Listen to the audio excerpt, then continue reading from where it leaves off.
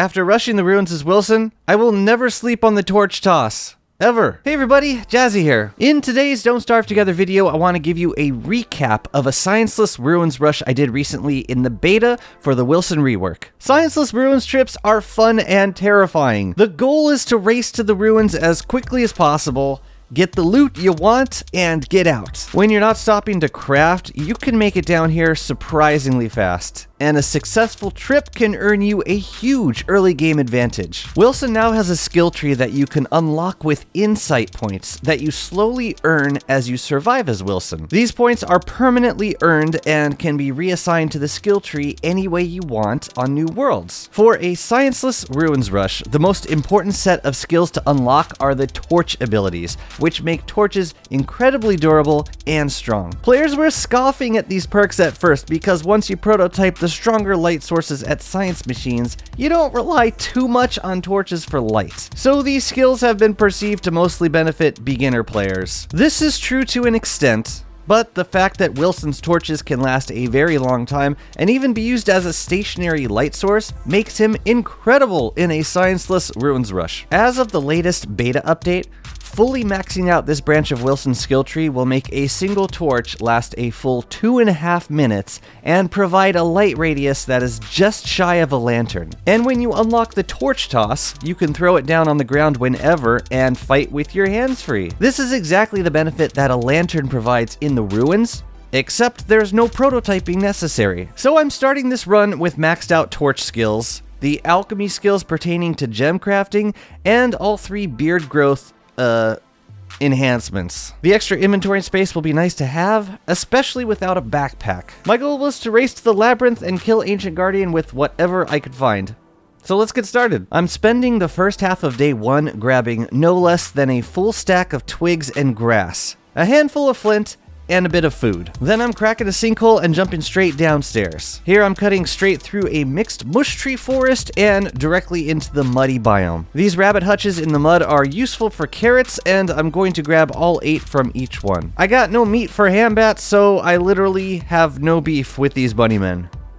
But they're still gonna burn. Now we can get extra flint from these stalagmites for pickaxes and emergency axe weapons. Nightmare Werepig now spawns in the muddy biome in the caves on day 2, so you will likely see him on your way to the ruins. I really like this change because if we need to get a pickaxe from the ruins, then we don't need to go all the way back up to fight him. And I don't need to worry about any of my surface builds getting destroyed. I enter the ruins on day 2. Yeah! Day 2, Scienceless rushes be like, I'm crafting a grass suit just in case I get shot at in the dark, but the key to survival here is to avoid the clockworks at all cost. One little trick Wilson can do is toss a torch ahead of him to see if there's any danger before entering a bishop's aggro range. Sure enough, there's a bishop, so we go around it. Maybe save some low durability torches for this move, just in case you're not able to retrieve it. It's a good idea to keep extra torches in your inventory anyway, just in case the one you're holding goes out when you're not able to stop moving. Labyrinth, day 3. I am running straight in. Now, here's where we're gonna suit up a bit. I currently do not have any good weapon or armor, but you can typically find an assortment of spears, log suits, and football helms in these labyrinth chests. A bat would also solve the issue of healing. So I start clearing the chests. Ancient Guardian has 10,000 HP, which will require 2 full durability spears. Now, I can supplement these with axes if I don't find enough spears, but I'm hoping to not need too many axes because they make the fight slower. I ended up finding 3 spears with not enough durability to carry the fight, but I did find a couple log suits and football helms, so I decided to get on with this fight before I starved. For the first phase, I'm using an axe. It's not a very threatening phase, and I'd rather save the spears for when things start getting dangerous. When the spooky time starts and all the light flowers in the arena go out, I'm going to start tossing a torch behind whatever pillar I'm luring the boss to. This is exactly the technique I use with lanterns, where I quick drop a stationary light to attack, then when I need to relocate, I pick up the light and repeat the pattern. It's a really neat skill that's unique to Wilson, and it never occurred to me that the toss could be used in this situation, but there it is. This is generally the trickiest part of a ruins rush for me. figuring out light on the fly while fighting and dodging. Other characters can eat glowberries to free up their hands, but it means their sanity is going to drop, and you may end up needing to take time to fend off shadow creatures. If you can make it to this fight with a decent amount of sanity, it means the fight will go a lot faster, and in a Scienceless rush, you can make it here well before your sanity bottoms out. Now be careful not to stand too close to the pillars when Guardian charges you.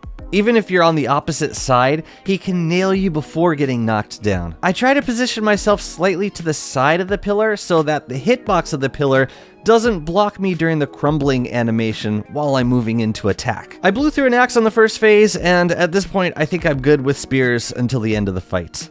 And now the second phase is starting. If at any time you can't see the boss, then it's a good idea to keep on the move, because it's hard to tell when it leaps at you. It seems like it's most likely to leap after ramming a pillar that's close enough to not knock it down, but sometimes it leaps after hopping a couple steps towards you. Either way, if you can get it to jump far, then it'll be stunned for a good amount of time. I used the torch a bit to set the boss on fire, and it does provide a nice light radius while swinging. You just gotta be careful because it can set nearby lichen and light flowers on fire, and then the arena will be dark the whole time. You also don't want to kill it while it's on fire because I believe the horn will drop as ash. But you can get away with doing this a bit during the early part of the second phase. Right here, I see it hop a couple times, and so I keep moving just in case of a leap, and sure enough, it jumps so an embarrassing crisis is averted. You really need to keep an eye on the ground during this phase.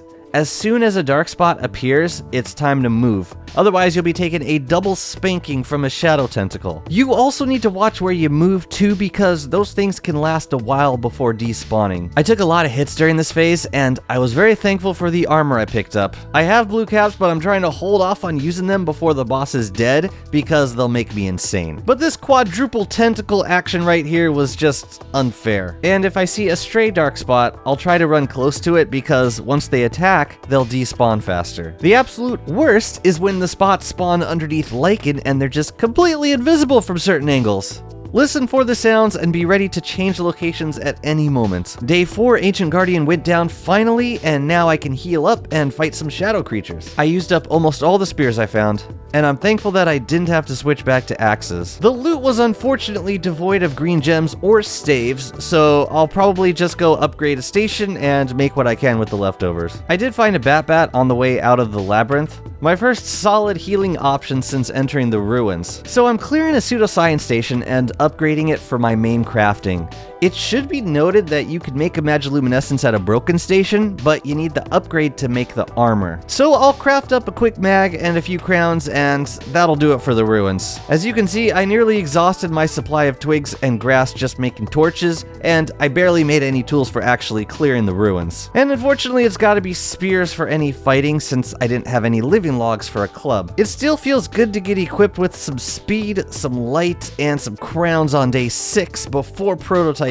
a single piece of rope. I would have loved to take on the Nightmare Werepig, but unfortunately I didn't find any pickaxes in the labyrinth, and crafting it at a station requires prototyping tools. Still, the run served as a decent display of Wilson's new skills. Let it be known that Jazzy did not sleep on the torch toss. It is an incredibly useful perk in certain situations, and the extra torch duration saves a lot of resources in the early game. I'd be interested to hear if you found any other particular uses for these skills, and let me know which of Wilson's new kit you think is the most impactful. That's it for the run. Thanks so much for watching, and see you next time.